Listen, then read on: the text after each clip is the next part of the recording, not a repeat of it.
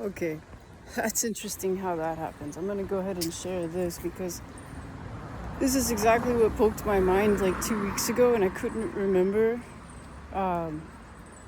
And shit, as soon as it hit me, I was on that live, and I was like, "Fuck!" I mean, I don't know if the person like meant to poke my brain, but like, it fucking absolutely poked my brain. So, okay, I met a guy in the military named Chris Aker, and I wasn't quite sure like because his interest in me was always pretty intense and I didn't understand it, right? So,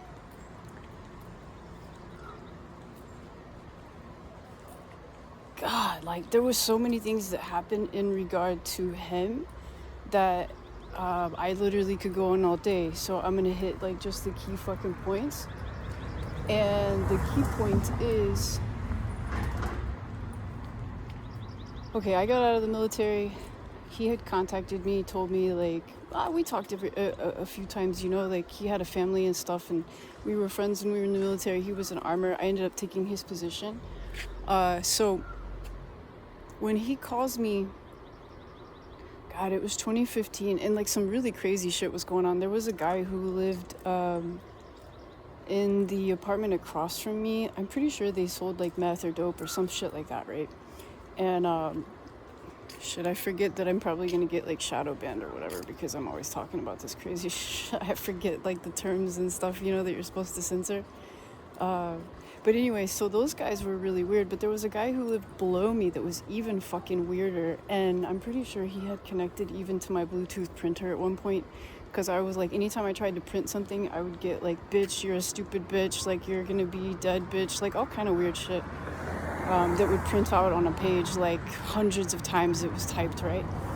So I never used the Bluetooth aspect of my printer after that. So short story long, when I lived in that apartment, I started talking to Aker a lot. And at one point, he says, hey, I'm going to Hawaii and I'm going to go hang out with some people, blah, blah, blah, right? So I do what I do. And after some thinking, and then after getting out of the community college, I went ahead and said to myself, you know what, I'm just gonna go and hang out in Hawaii with some people that I know and, like, I don't know, smoke some green, right? Have a good time, see some fucking pretty flowers and shit. Like, that was kind of what was on my mind, right? So, no freaking way, man. Okay.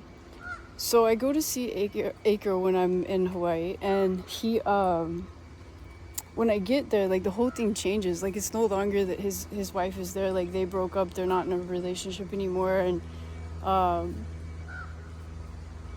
I think to myself, I'm like, fuck,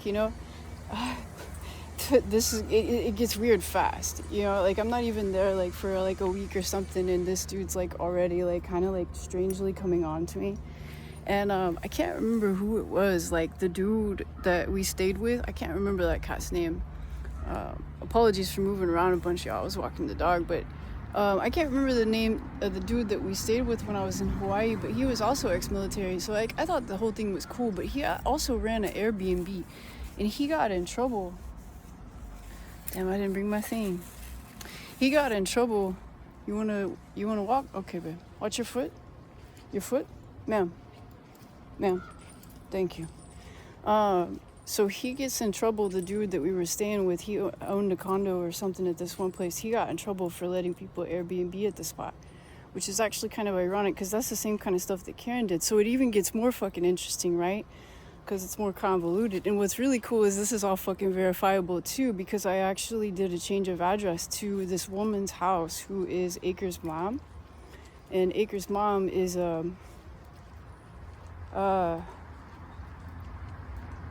Aker's mom, she did real estate in Hawaii. And to make a long story short, whenever, like, the plan was, sorry, give me 1 second, y'all. The plan is that Aker and I were going to get an apartment together, and the VA was going to help us out because the VA has a program that if you're homeless for like 6 months, so I had already, I guess he had been homeless, and like I had already been like kind of roaming around. Like, I went to Colorado and hung out with a friend, and then I went to Hawaii. So it was like, I think I'd already been like kind of nomad, you know what I mean, for like 4 to 5 months at that point. So it was like only wait another month and then we could get the VA to help us get an apartment. And so I had started all the process with Aker. And then he said something one day. Give me 1 second, y'all.